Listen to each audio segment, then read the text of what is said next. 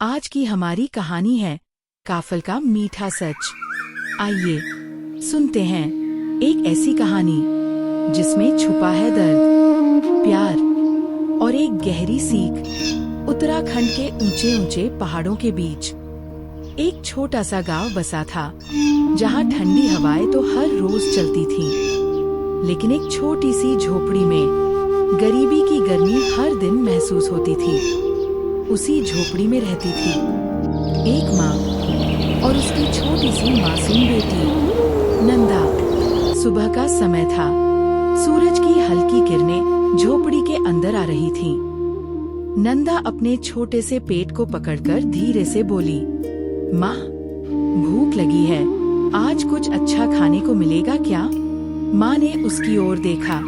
उसकी आंखों में दर्द था और दिल में मजबूरी, लेकिन फिर भी उसने मुस्कुराते हुए कहा, आज मैं तेरे लिए जंगल से मीठे काफल लाऊंगी। नंदा की आंखों में चमक आ गई। माँ तुरंत जंगल की ओर निकल पड़ी। तेज धूप, कांटों भरे रास्ते, पत्थरों से भरे पहाड़, लेकिन माँ रुकी नहीं। वह घंटों तक काफल तोड़ती रही। उसके हाथ छिल गए, पसीना बहता रहा, पर उसके दिल में बस एक ही बात थी, मेरी बेटी आज भूखी नहीं सोएगी। इधर घर पर नंदा दरवाजे के पास बैठी थी, हर थोड़ी देर में बाहर झांकती और खुद से कहती, माँ कब आएगी? उसका पेट जोर जोर से गुड़गुड़ा रहा था। आखिरकार माँ वापस आई। उसके हाथ में काफलों से भरी टोकरी थी। उसने टोकरी रखते हुए कहा, बेटा, मैं पानी भर कर आती हूँ, फिर हम साथ में खाएंगे। नंदा अकेली रह गई। उसकी नजर बार बार उन लाल लाल काफलों पर जा रही थी। माँ ने काफलों की टोकरी धूप में रख दी थी, लेकिन तेज धूप के कारण काफल सूख गए और उनका आकार छोटा हो गया।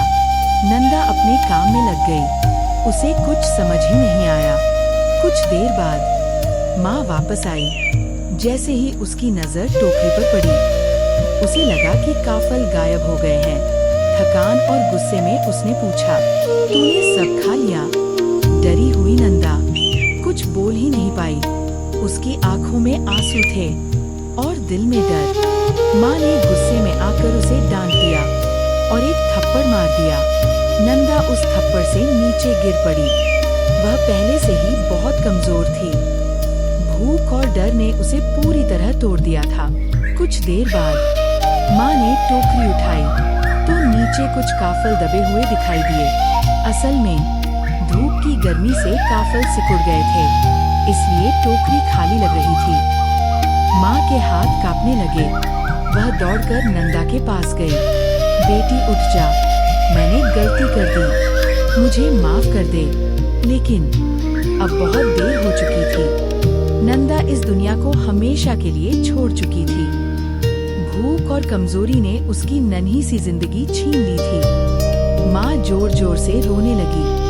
उसकी दर्द भरी आवाज पूरे पहाड़ों में गूंज उठी। कहते हैं उसी सदमे में माँ ने भी अपने प्राण त्याग दिए और तब से वो दोनों माँ बेटी चिड़िया बनकर आज भी उत्तराखंड के जंगलों में गाती हैं। काफल पाको, मैनी चाख्यो। आज भी जब पहाड़ों में काफल पकते हैं तो हवा के साथ वही दर्द भरी आवाज गूंजती है। ये कहानी है एक माँ के पछतावे की और एक मासूम भूख की, जो हमें सिखाती है कि गुस्से में लिया गया एक छोटा सा फैसला पूरी जिंदगी बदल सकता है। अगर आपको हमारी कहानी अच्छी लगी हो तो कृपया हमारे चैनल को लाइक, शेयर और सब्सक्राइब करना न भूलें। हम आपके लिए ऐसी ही और भी दिलचस्प कहानियाँ लेकर आते रहेंगे। धन्यवाद।